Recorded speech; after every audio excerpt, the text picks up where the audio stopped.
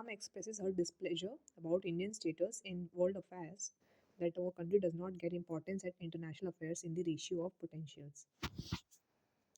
तो हम देख सकते हैं कि हमने कंक्लूडिंग क्या देखा कि कलाम एपीजे अब्दुल कलाम जो विश्व मामलों में भारत की स्थिति को लेकर वे मतलब काफ़ी नाराज़गी व्यक्त करते हैं और फिर हमारे देश की जो क्षमताएं हैं उनके अनुपात में राष्ट्रीय मामलों में महत्व नहीं मिलता है उनको, मतलब अपने इंडियन कंट्री की बात की गई है।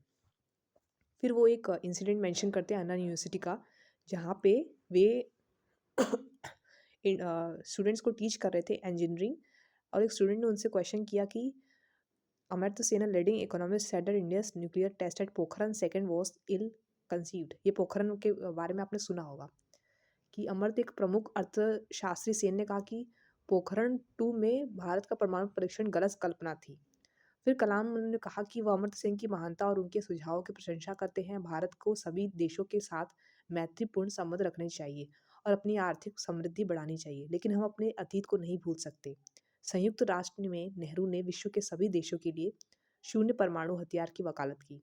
इस समय ऐसे कई युद्धों के अलावा अमेरिका के पास ही 10,000 और रूस के पास भी इतने हथियार हैं। तो कलाम बताते हैं कि 3 फैक्टर्स हैं, मतलब 3 कॉजेज हैं। देयर आर 3 फैक्टर्स जो एक महान राष्ट्र का निर्माण करते हैं। उन्हें अपनी उपलब्धियों, एकता और संयुक्त कार्रवाई की क्षमता पर सामूहिक गर्व है। महानता की ओर बढ़ने वाले सभी राष्ट्रों में मिशन की भावना थी। हमारा संविधान, कॉन्स्टिट्यूशन, सभी नागरिकों को समान अधिकार देता है। जैसे हम जानते हैं कि हमारा जो कॉन्स्टिट्यूशन है, it gives equal rights to all the citizens and it is the ideologist who seek to divide the nation. ये विचारक ही है जो देश को बांटना चाहते हैं। जैसे हमने कहा था ना कि महात्मा बुद्ध है, तो महात्मा बुद्ध कोई धर्म नहीं लेके आए थे, लेकिन उनके बाद जो उनके फॉलोअर्स थे उन्होंने बुद्धिज्म चालू किया। महावीर जैन के फॉलोअर्स ने जैनिज्म चालू किया। वो चीज़ हम कबीर, जैसे हमने एग्जाम्पल पढ़ा था कबीर का, तो कबीर क्या, देवर कबीर, चैतन्य, देवर टॉकिंग अबाउट वन गॉड। तो कबीर ने क्या हिंदू धर्म और मुस्लिम ईसाई धर्म किसी की उन्होंने प्रचार प्रसार किया नहीं, उन्होंने वन गॉड की बात की है। वही चीज़ यहाँ पे कही गई है कि हमारा संविधान सभी नागरिकों को समान अधिकार देता है। ये विचारक ही हैं जो देश को बांटना चाहते हैं। अगर कोई वंदे मातरम गाता है तो वह कम मुसलमान नहीं हो जाता। हमारा एक साझा अतीत है।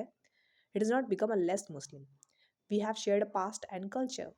हमारी विविधता ही हमारी सबसे बड़ी ताकत है। And our diversity is our greatest strength. Diversity means विविधता। हमारे यहाँ मतलब विविधता है, ठीक है। हम नॉर्थ इंडिया में साड़ी पहनते हैं, साउथ में वही साड़ी दूसरे तरीके से पहनते हैं, फनैक पहनते हैं मणिपुर में। डाइवर्स कल्चर है इंडिया में। हम नॉर्थ में जो क्विज़ने खाते हैं वो साउथ में कुछ और खाते हैं। There India is a culture, it is a land of diversity, और इसी में उसकी ब्यूटी है। So our diversity our greatest strength ही सॉरी, ये हमारी बहुत बड़ी स्ट्रेंथ है।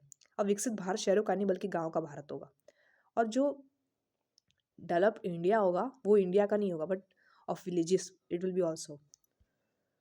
सो आपने स्टार्टिंग से हमने APJ अब्दुल कलाम की मतलब राइटिंग उनकी ये